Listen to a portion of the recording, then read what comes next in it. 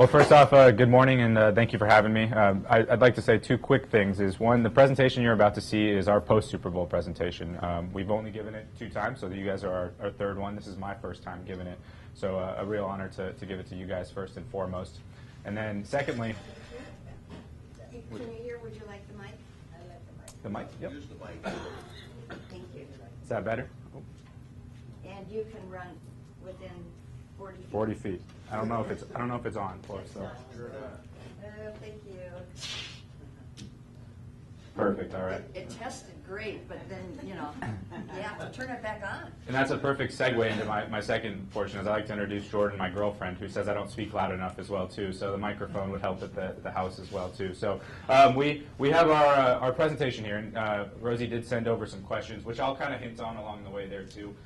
Being the Vice President of Operations and Logistics, I'll pull up a second slide deck as well, too, and show you kind of the more behind-the-scenes stuff of what we do behind all these fancy pictures that you'll see. So one thing that we have branded here as Minnesota is the Bold North. And I'll say 2 things to this is being originally from Southern California, this sums up exactly what I think about Minnesota now as being the Bold North. And I've also done, this is my 4th Super Bowl, or was my 4th Super Bowl. I was in Arizona, San Francisco, Houston. If you go back there, they'll talk about Super Bowl 49 in Arizona. They'll talk about Super Bowl 50 in San Francisco, 51 in Houston. But nothing leaves a legacy like this does for the Bold North. You will see the Bold North for years and years and years to come. It's on every piece of clothing that you see. It's across the whole Minnesota region, and you'll see it for the Final Four coming up here in 2019 as well, too. So what does that mean? Our CEO, Maureen Bausch, really wanted to showcase 5 areas: the innovation, sophistication, the arts, music, and culture, cuisine, and adventure. And we did everything from start to finish on that. We showcased when Roger Goodell came out here. He actually came out. Usually he comes for the game. He comes in Saturday night, leaves Monday morning.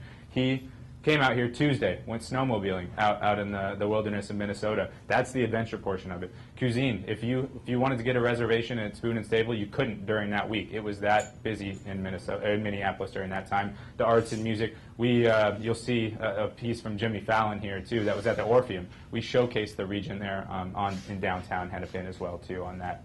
So these 3 leaders right here are our chairmen. And chairwoman as well. We have Richard Davis, who co-chaired with Marilyn Carlson Nelson, and then Doug Baker of Ecolab. So Ecolab, Carlson Group, and U.S. Bank, 3 major corporations of the 15-plus Fortune 500 companies here in Minnesota. Their goals: complete the Minnesota story. Everyone knew how great Minnesota was that was here. And a best example is a kid coming from Southern California could never put into words exactly how great it was. And you invite the world, you invite over 1 million people downtown, you invite over 150,000 people to come into the region and see this, and they're going to tell a different story about Minnesota. They're not going to talk about the accents, they're not going to talk about the movies. They're going to talk about how they actually saw and came to Minnesota. A fun fact, which we'll see at the end here too, but it's really pertinent to this, is 84% of the people that went to the game. So there's only 64,000 people that went to the game. It wasn't myself, it wasn't Jordan and I, but different people on that sense were new. They'd never been to Minnesota before. 76% of those 84%, so if you start doing the math in there, roughly 50,000 people in there said they'd come back. And that's the most important part on that sense as well, too. Engage the entire state of Minnesota. You'll see in a couple slides here, you'll see some in this region as well, too. We touched 52 different areas of Minnesota and gave back over $5 million into the region on that standpoint. Leave a lasting legacy. That's what I'm here to talk about. That's what the Bold North is here to do. It's here to do on that sense as well. You won't see the NFL talking in communities like this. You'll see organizations such as us and the Final Four in a few months as well too. And we're here to showcase the Bold North. So those 3 right here started out about 3 years ago, and they took about 6 months of planning for the Super Bowl. So you don't just get chosen to do the Super Bowl. You bid. You say, I'll do this, I'll do that, they'll do this, and you get the opportunity to win the Super Bowl. So 3 years ago, they won in May of 2015, and that started the 3 years of the planning process on that sense. We did 52 weeks of marketing. So once I wrapped up Super Bowl 51 in Houston, they started right away here in Minnesota, touching these different areas. These are high-level facts, which you guys can take back into the community. 5,800 media came into this region here too. 300 plus events and over 107 venues on that standpoint as well. Let's see if we can get this to play here. I might need to push the button here. There we go. All right, so we don't have the sound on this, but what you'll notice is this is Jimmy Fallon live from the Orpheum Theater in Minneapolis for the Tonight Show. These people didn't get to go to the game. They camped out for the show that started right at the end of the game. They do this live. This is some high-end cuts from Super Bowl Live, which I'll walk you through as well, too. This is all the live footage of the Minneapolis Super Bowl host committee.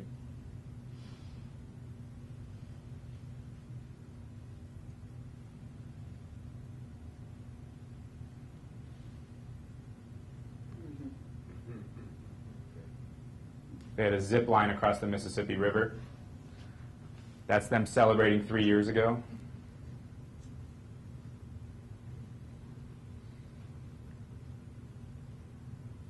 Is there a way to hook up the sound?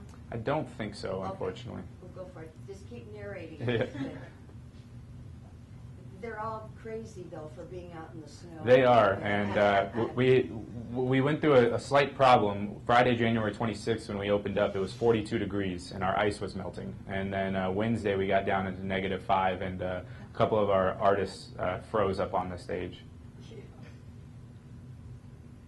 And I'll touch on this. This is our legacy piece, which is arguably the most important part of Super Bowl here. And then our 10,000 plus volunteers. There's a good chance one of you know a volunteer or may have been a volunteer yourself. You'll notice that this is Anderson Doors. We have Ecolab, Sleep Number, all local Minnesota companies in this region here.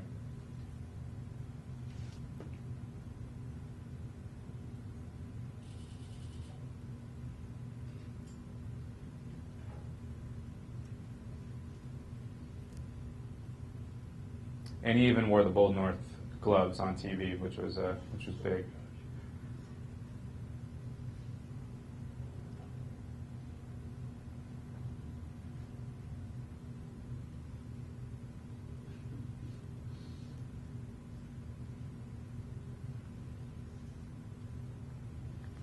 So I'll practice my narrating on that and get a little bit better. But what we did here is on Nicollet Mall, about 6 blocks of free family fun entertainment. What we wanted to do was we wanted to create the guest experience. Think about what every guest may or may not want to do. What we didn't want to happen was someone come to Minnesota for the Super Bowl and say, I didn't have anything to do. It was too expensive. I couldn't afford to go to the cool concert at Xcel Energy Center. I couldn't afford to go to the private party. Everything that you saw on TV, on this screen here was free. It was free and open to the public. Over 1 million people took advantage of it. And people say that's a marketing number. How could 1 million people come there? It was over 10 days. We experienced 235,000 people on Saturday alone.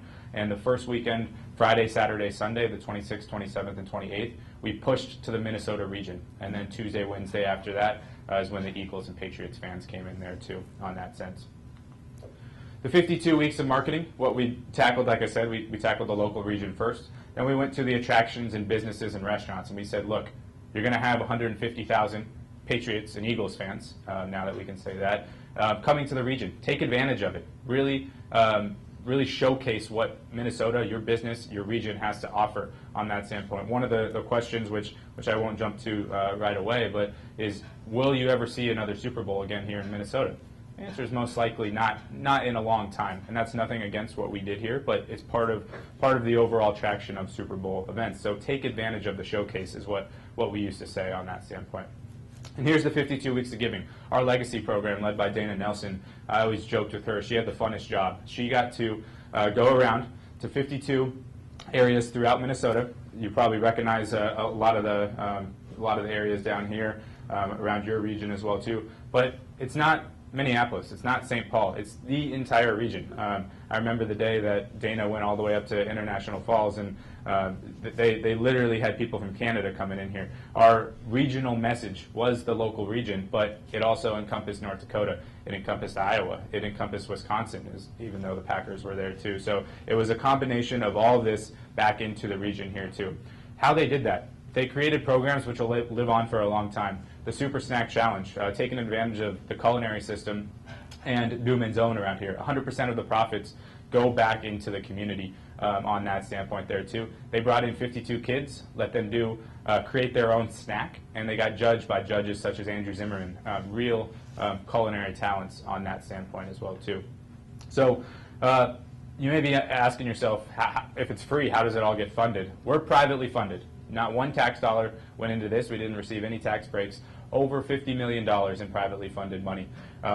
These are the companies. You'll notice all of them, most of them, are local Minnesota regional-based companies. They range in anywhere from $1.5 million donations to $200,000 donations. But what they do is, I'll take U.S. Bank, because Richard Davis is our chairman here too. What U.S. Bank invested in, they didn't invest in me, they didn't invest in the game itself, they invested in Minnesota. They invested in Eagles fans coming in here and seeing how great Minnesota was. A 17-year-old kid looking to go to college that came here for the Super Bowl, staying in Minnesota during that time period. More jobs, more economic impact to the region. So the economic impact of this won't be measured till May, but I'll give you kind of a sneak peek at that too. But the fact that this was all privately funded says something about the state, and it says something about our leadership team as well too. The best example I can give you is in Houston. We weren't privately funded. We had over $30 million in state funding, which comes from taxpayer dollars on that standpoint there too. So something to be proud of there too.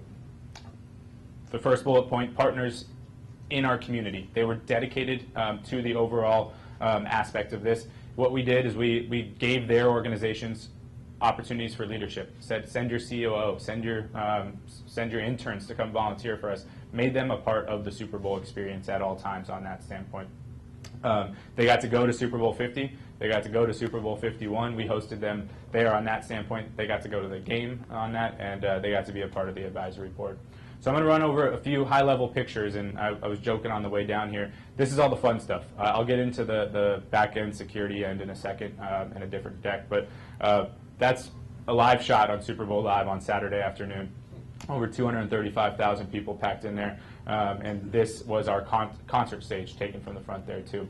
You had opportunities to go take a picture in the Hyundai Snow Globes right downtown. And this is all up and down Nicollet. If you walk down there today, it's not there, but you can tell the impact that was there on as well too. So this is the Target headquarters on 9th Street. On 9th Street. We brought the Berkey Bridge in from Wisconsin, the American Birkenbinder Bridge. We put the bridge over 9th Street so cars could still go through. I'll show you our traffic plan, which is unique in of itself. And we had the Lopit skiers go up and over the bridge during prime time hours. So while this is all going on, you got skiers going over the top, you got people trying just to go get their groceries at Target, you got people trying to watch, and you got vehicles going under the bridge all at the same time. The operations of all of that happening at once there too. We brought an own ice skating rink, the Hyundai ice skating rink, down into PV Plaza, which will be actually under renovation. So this would be the last event ever at PV Plaza down there. This was the Upside Downtown, which you saw on the screen. On Saturday, they wouldn't let us shut the street down any more than Saturday. So Saturday, February 3rd, Polaris did arguably the coolest event on Nicollet Mall. So as you're staring down Nicollet Mall here, there's your 200,000 plus people. You have Levi LaValle, a local stunt man from here, jump over Nicollet Mall, land safely, and then then we tore everything down and we opened it back up on Sunday morning. So this picture, if you were standing here on Friday night, that jump wouldn't have been there. Friday night at midnight, we started to build the jump. They put it all up. We did the activation, took about an hour, and then tore it all down so it was ready to go on Sunday there too. There's an aerial view of that same jump there on that standpoint. Here's the Verizon stage, which we had. I'll show you the artist in a second, but the Verizon stage actually took the old Dayton's building downtown, if you guys remember that, the old Macy's Dayton's, and we built right off of it. So it's still abandoned for this time, but we activated it during that standpoint. We put cool activations such as the Hallmark Kitten Bowl. So if you were watching on TV, they had activations that people, those are real fans out there watching the Kitten Bowl on that standpoint. Hyundai warming bench. If you got cold out there when it was negative degrees, you could sit down next to players on that standpoint there. Target. We a great example of this is Target did a really cool lounge right on their Target Commons. And when I mentioned everything was free, people really took advantage of it. Target, they had this space on the corner of 9th and Nicollet, and they activated it. They made it free to the public. We didn't pay anything for them to do it. We didn't tell them to do it. They took advantage of all these people coming down to showcase the region there too. The Super Bowl Live 360 Dome, you could walk in there. It was a virtual reality experience where you sit down in really comfy chairs and look at the roof, and it takes you from training camp with Kirk Cousins and the Vikings all the way down to the Super Bowl of US Bank Stadium. This is the zip line. You can tell the start all the way over there on Nicollet Island. You zip lined down across over to the old post office right there on the banks of the Mississippi River. Here's the facts from the Bold North zip line. 10,000 zip liners. If we could have done 20,000, we would have, but you can only get so many through at that time. 1,420 total miles during the 10-day period that people traveled over that time period as well. And we joke that we correctly chose the winner of the Super Bowl. The Eagle beat Pat the Patriot on their race across. 48 free concerts. As I mentioned, everything was free. Everybody from Morris Day right there in the middle across to Jimmy Jam and Terry Lewis really helped us cultivate all of this. IDINA Menzel, our CEO, had a vision on Friday, January 26th of having IDINA Menzel open up Super Bowl Live singing the Let It Go from Frozen. So that happened, and everybody came out for it there. The Salute to Prince night on Monday. The VIP green room was inside of Dayton, so we actually activated inside there. We had for a couple issues with the ice sculptures on that first Friday when it was 42 degrees, but by the time the fans came on Saturday and Sunday, everything was frozen again on that. So life size there. The decor, if you walk downtown now, it's 100% different than what it was during this. We wrapped the skyways. You had the ambient lighting on that standpoint there too. There's another skyway picture. And then they did some really cool things to the stadium on that standpoint as well. Media. So if you happen to go to the Mall of America during that time frame, the two teams stayed out there at the Radisson Blu and JW Marriott, and the 5,800 media overtook the fan gallery at Mall of America. It was right in the food court area, so the media loved it, being next to the Shake Shack and all that in that side as well. So Karen Anderson, you'll see some of the local Minnesota businesses. Lester Holt, based out of there from national television. Jimmy Fallon stopped by, and when these guys stopped by, Jimmy Fallon was supposed to be there for 30 minutes. He stayed for an hour and a half. He had so much fun out there with the guys on that standpoint. Here's another picture of Media Row at Mall of America, the Sirius XM at Mall of America, so the stuff that you listen to. Social media. So if you guys are involved in social media or followed along for Super Bowl, it's not just one person over there tweeting on Facebook and away. It's a whole team. If you said a question, if you said, hey, I'm coming up Highway 52, what's the best way to get into town? Someone would answer you. They would answer you straight on during that entire 10-day period. So we had a whole force, actually all volunteers on that standpoint to help answer questions.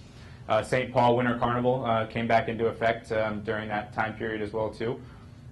Opening night was at the Xcel Energy Center in St. Paul, and they also had some concerts that week as well too. Taste of the NFL. This is one that doesn't usually get coverage as a national event, but the cool thing about this is they started it here 26 years ago in 1992, and it's one of the few events that still remain from one of those olden times back then.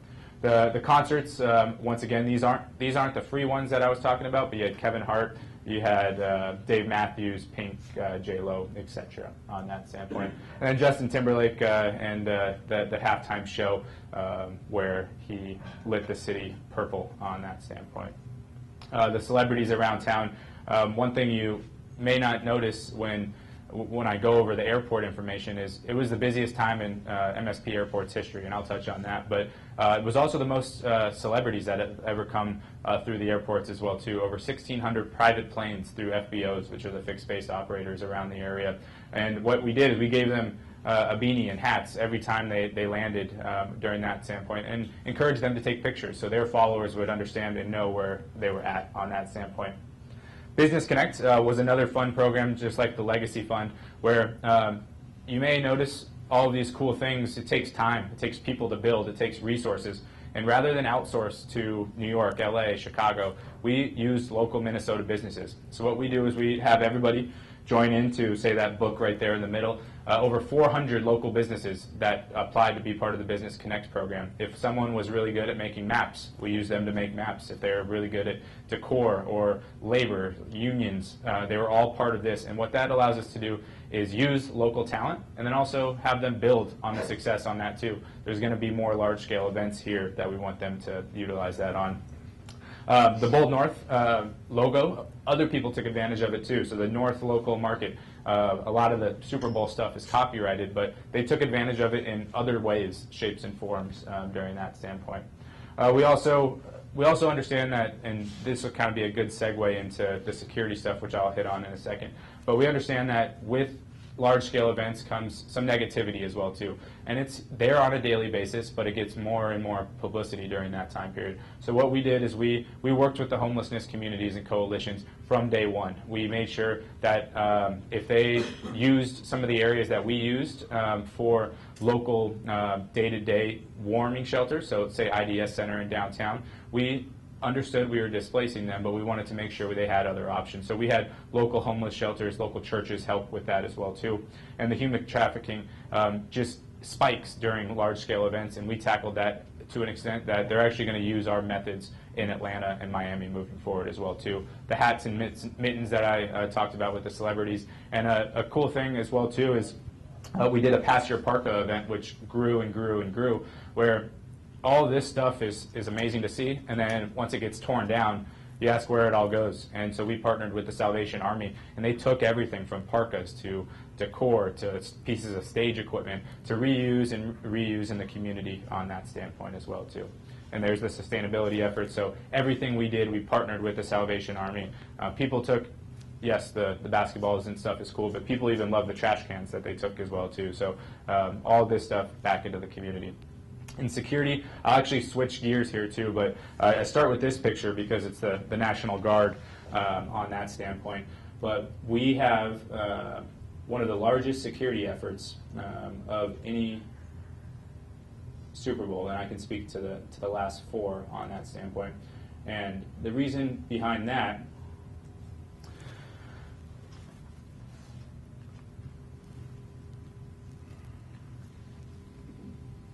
is because this is our Nicollet Mall footprint here. So that was 6 straight blocks of free city activation.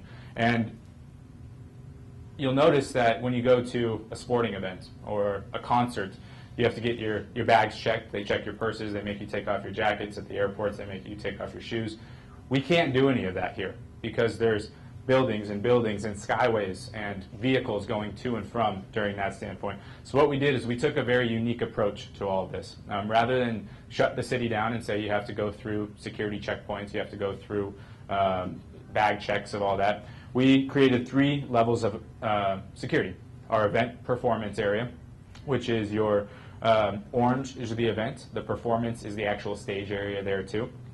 Then we have your immediate, which is you're on your way. You're headed towards the event. You're walking down one of the side streets there too. Then you have your access. You may just be having dinner at Mackenzie's on Hennepin, but you're still around the area. You're still kind of a threat to the event on that side. So with that, what we did is behind all those cool pictures that you saw, these guys were down below. These guys were the actual boots on the ground footprint on here. And you'll notice they range from the outskirts, which are just plainclothes officers, which are just not as out as me with the logo, but just in normal gear, trying to check people as they come through. Then you have our crowd control. Those are the people in uniforms that are just there to help keep the process moving to and from on that standpoint. Then you have your officers. Those are your on-duty officers that are there to help the peace and everything on that standpoint. And then you'll even have your National Guard, which are, we actually had Humvees in that area there too. Not as a force, nothing was being used on that standpoint, but it was to deter people from even thinking about coming there as well too. So behind every cool picture that you see up there, behind all the jumps and the concerts, it's actually, this is the background of the security aspect of what we had going on during that time period as well. So if you were to go zooming in on that, that's what you would have at the corner there by Randall's in Nicollet Mall on that standpoint. A great example of the Humvees coming back and forth. We use these pyramids. Unfortunately, given the time and day that we live in, you have vehicular rammings where people use their vehicle as weapons. So we have these concrete blocks along with vehicles of our own to move back and forth during that time period. And then for the Skyways, this was one that was unique to our event. You had people just trying to go to work. I take the Skyways to work almost every day, and the way back and forth, you don't necessarily have to be at the event, but if you have, say, a Las Vegas incident where people have access to stop and stand and access the perimeter via the Skyways, it's a different setup on that. So we had people in the Skyways as well on that standpoint. And then I want to touch on one more. These were our security resources that we had. So Minneapolis Police Department, they were the authority. They had the entire authority of the footprint of all Super Bowl events. We had the Minnesota National Guard, which helped with traffic control. We had our BDOs, which are behavior detection officers. Those are your plainclothes officers that just watch and manage you. They may not even say anything to you, but they track where you're going on that standpoint. You have your event security. Then you have your local law enforcement from outside the region. We tapped every resource that we could inside the state to do that. I think the best example I can give is I was at the concert stage on Friday before we're opening up, and I go and introduce myself to the 5 officers that had that post for the night, and they were from Duluth. And they were so excited to be down there, and it was literally the highlight of their week. And they were there Friday, Saturday, Sunday. Then they went back up to their normal post up in Duluth during that standpoint on that. And then our contingency plan. I would just want to touch on one slide here is if you say, hey, Kyle, there's 235,000 people there on Saturday, how did it all move? And sometimes it didn't. Sometimes we had to close some areas off. So if we were to close off the concert stage, which was on the corner of 8th and Nicollet, what we did is we actually stopped vehicular traffic during that standpoint. So we cut access at the bottom, and we made them do a U-turn. And so those are your blue arrows here, your vehicular traffic that's actually turning. Then we forced all pedestrians to go west on that standpoint there. And what that allowed us to do is clear the region, or clear the area. And we didn't have to shut down anything for any given time. So if you were coming to, say, a sporting event, and they hit capacity, they turn you away. They'd say, sorry, we're full, or even like a dinner reservation. You wouldn't be able to go during that standpoint. What we were allowed to do is we shut it down for 10, 15 minutes at a time, cleared the area, gave us a little breathing room, and then we reopened it back up. So it really allowed us to where if you were down here with your friends and family and we're shut down over there, you didn't know, which was a great experience because we didn't have to tell people or detour people away from the actual footprint. And then there was a chance that, say Saturday night, that we had to shut the whole thing down and contradict what I just said. We never had to get to this, but if we did, this was our contingency plan to really shut down the entire footprint there, stop vehicular traffic, stop people going during all times on there as well too. So that's a deck that you probably won't see if you ever hear us speak again. We stick to the high level stuff, but I wanted to give you that one as well. And then I do want to show you high level our traffic plan, which to some people it is a little overwhelming. But what you have here, this is downtown Minneapolis on Sunday, February 4th. So if you were saying, hey, I'm going to come down to the Whole Foods in North Loop, it would be a tricky day to get there. So you have Nicollet Mall, which is our free fan festival going on. It still happened on Super Bowl Sunday. You have the Minneapolis Convention Center, which had Super Bowl Experience, which was a $30 ticket to get into during that time period. Then you had a little football game over here at US Bank Stadium. And this was what the city looked like during that standpoint. So behind all the gridlock pictures that you saw, and traffic actually wasn't that bad. We really had our messaging straight. But you had all this behind-the-scenes planning on this here, too. So this is part of a 175-page document that we don't need to go into too much depth on, but it shows you what our overall traffic plan looked like during that time period.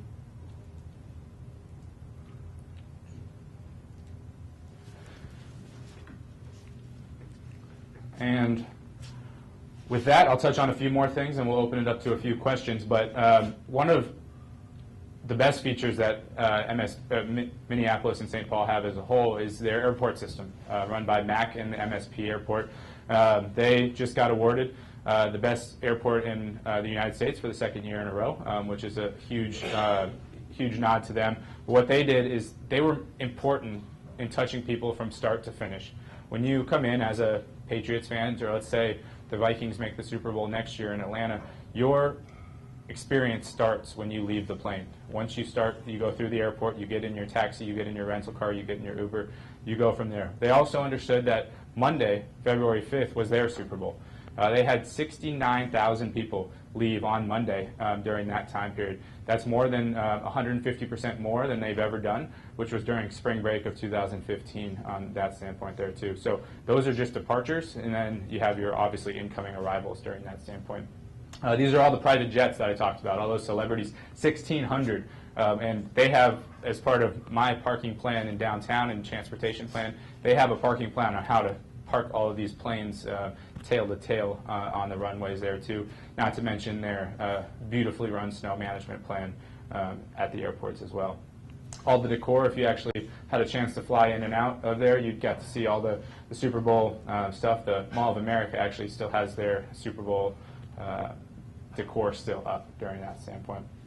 The volunteers, like I said, there's a really good chance you know somebody that volunteered. The numbers are staggering. 30,000 people signed up to volunteer. 15,000 interviews. We do a system that not many people in the United States do. It's more of an international version, but we require people to come face-to-face to us, to talk, to sit about as far as you and I, to just get to know each other. The toughest question we ask is, why do you love Minnesota? We don't ask about a resume. We don't ask about that. We just want to make sure that you're committed to come downtown for a 30-minute interview, talk about why you love Minnesota, talk about your kids, talk about your family, and that shows that you're dedicated to what we had as a goal for the host committee. We also gave you a gift along the way, so every time we touched you, you got a gift. If you came to our orientation in November, you got another gift.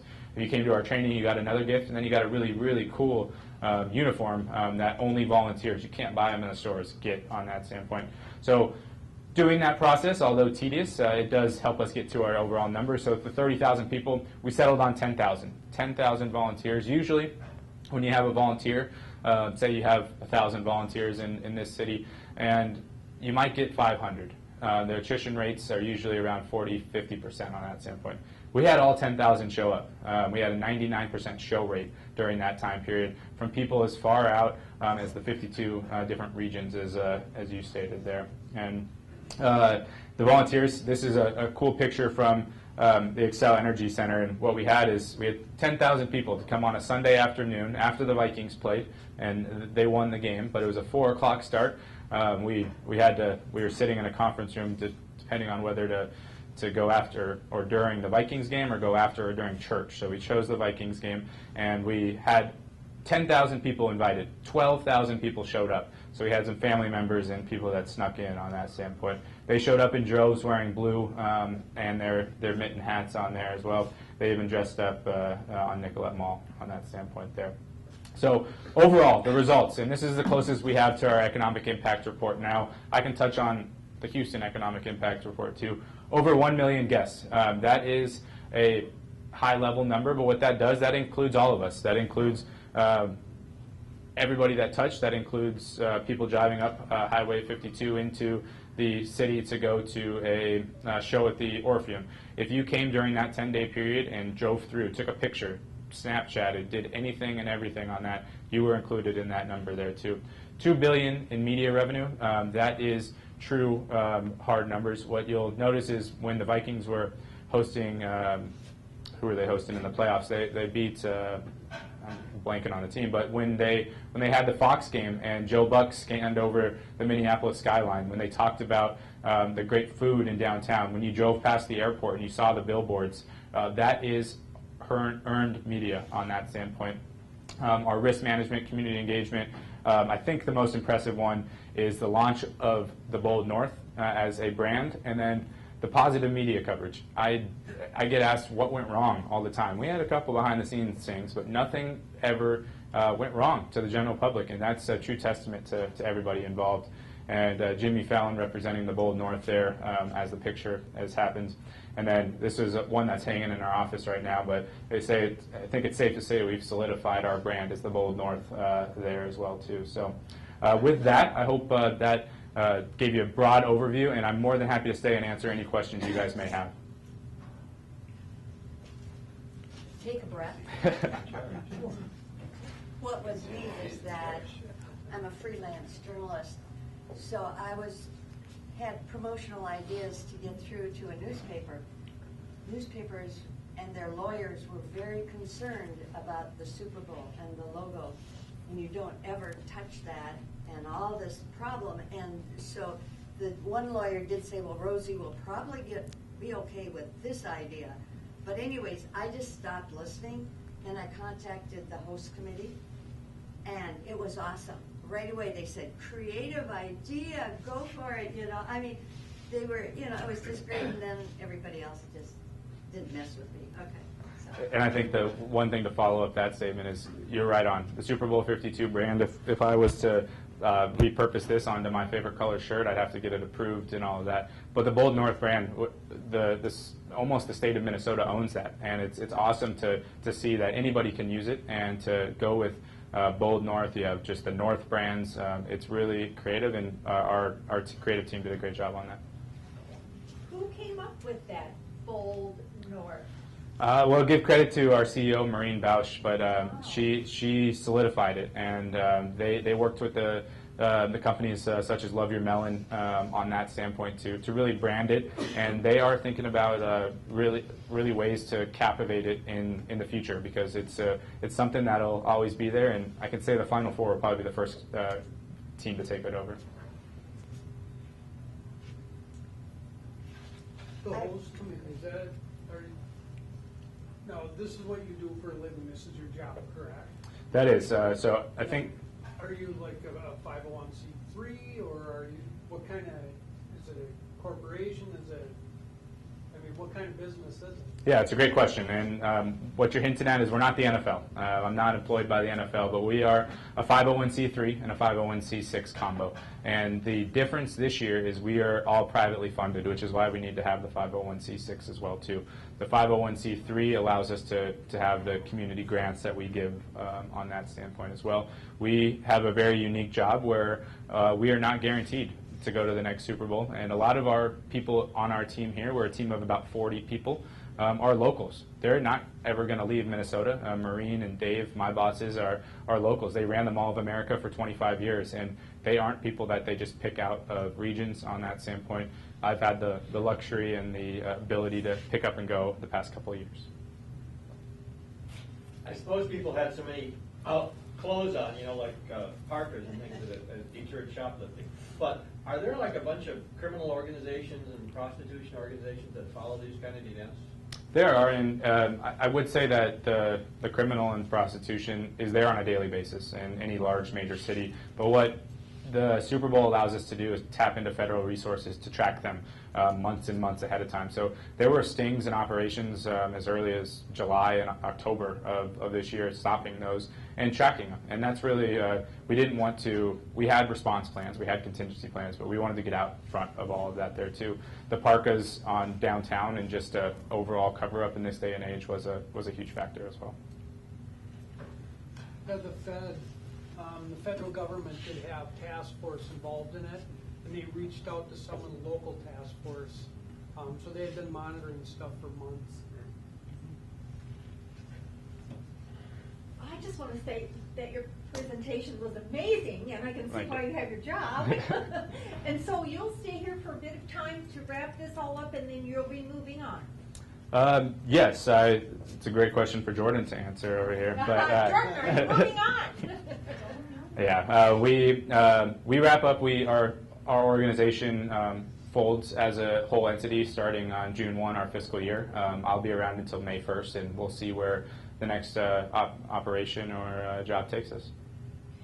I understood you were going to Atlanta. So the next Super Bowl is Atlanta, and the cool thing about working on projects like this is we have a whole team underneath us, and although yes, I can stand here and talk and take credit for a lot of it, we focus on placing our team first and foremost. I have a gentleman that is in Atlanta. He starts on April 1. We have a young lady and a young man that's starting at the Final Four here as well too. A lot of people got placed with the Vikings, the Timberwolves, even large-scale corporations such as Delta, Ecolab. So a lot of this talent that you see behind here, not necessarily will go to the next Super Bowl. A couple will, but a lot will stay in the region, which is also really cool. Yes, ma'am. Who determines where the next Super Bowl is going to be, and do different cities bid for it, or? Yes, since we're on camera, I'll say my politically correct answer. But what happens is each city bids, and so the next 4 cities are already taken care of. It's Atlanta in 2019, Miami in 2020, Tampa Bay in 2021, and LA in 2022. And so about 2 years from now, the owners will come together and the cities will bid. And it's the people that bid are local CEOs that really come in and represent the city. And they put together this really great package, and they sit at a table just like this, and then they make a decision, and people cheer. So the Bulldogs, that's going to continue to be used like on the Frozen 4 and so forth? Or? Yep, it'll still be around.